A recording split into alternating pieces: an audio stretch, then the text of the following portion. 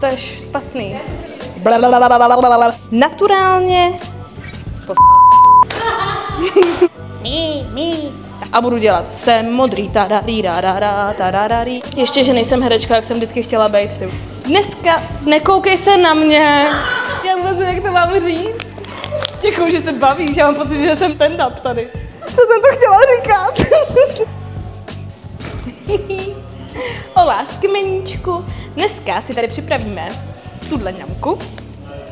Anaerobně naturální vietnamkoho, ve kterém můžete cítit papáju, margotku a vanilkovou kolu. Voní hezky.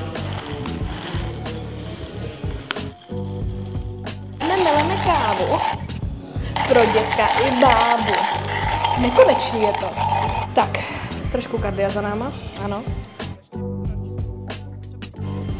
Připravíme si filtr na naší oblíbenou V60. Blo.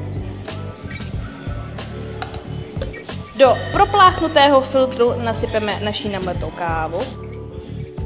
Důlek. Leju vodu. Trošku to poupravíme špachtličkou. Mích. A necháme udělat ten správný bloom.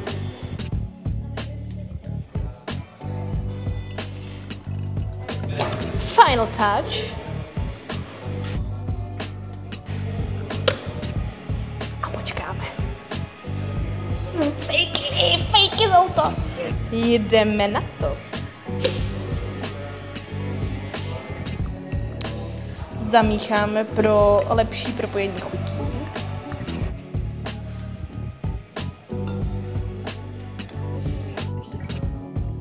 Denisko, pojď si dát kafičko. Zasloužíš si ho. Deví. Dělej hlasej.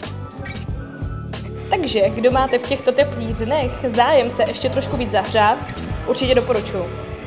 See ya. Tak, nazdar. No je to docela dobrý zrach, jsem chtěla říct.